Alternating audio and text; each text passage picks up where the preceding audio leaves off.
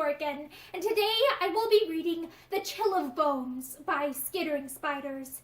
Hand shivered and bones shook, the world had been cold, death was colder. My darling, I'm sorry to have left you like this. I certainly didn't intend to, even as my bones shook and my nose ran. It started with my fingers, you know. Stubby as they were, they still couldn't curl tight enough to block the wind. Frostbite, well, a clever name, isn't quite accurate in its depictions of the pain. When the wind whipped my fingers, you see, I tried tucking them beneath my armpits. The problem was, my jacket had been facing the cold for me, and its outside was as cold as the blizzard I tried to use it to hide from. Of course, this still being better than the harsh wind pressing against my bare flesh, I kept my fingers there. It started as a discomfort, the sensation of pins and needles, almost as if the appendages were falling asleep. That's what I thought was happening, until pins turned to bites. Such the name frostbite is given. The nipping doesn't stay long, though with what came next, I wish it had. Next was the burn. I've never stuck my hand in fire, my dear, so maybe I should be careful of what I say. But surely fire would have been a better fate. Fire takes its victim and melts, but as quick as the flesh drips off, so does, I've heard, the pain go with it.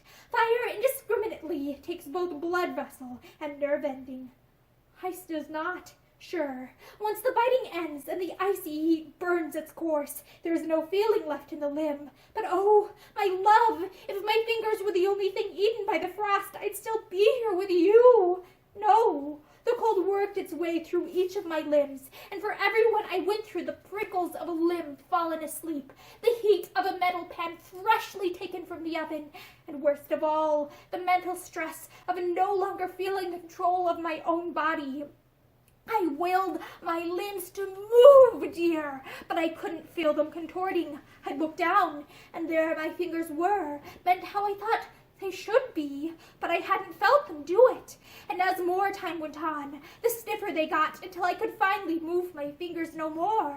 I pressed them against my other hand, and they bent, but I couldn't feel it, and thought that I was likely harming myself in the process. And the thought that I was likely harming myself in the process drove me a bit mad with fear. What if I jostled my hand too much while running and snapped my fingers clean backwards because I could not feel the pain? It didn't matter in the end, of course. Eventually, my legs fell victim to what my fingers, nose, arms, and feet had before them, and I could no longer make them go. The death was a slow one, my dear, but at least by the end there was no more pain. I felt death cover me like a warm blanket, and though the ice had long since robbed me of my ability to close my eyes, I know I drifted off into a slumber before I went. I do not tell you these details to keep you from venturing out into the cold. I do not tell you them to scare you, or, God forbid, add horror and guilt to whatever you must be feeling now. No, I tell you all this so that you will not take what I say next lightly, for it is the last and most important thing I could ever say to you. Death, my darling, is colder than life ever can be.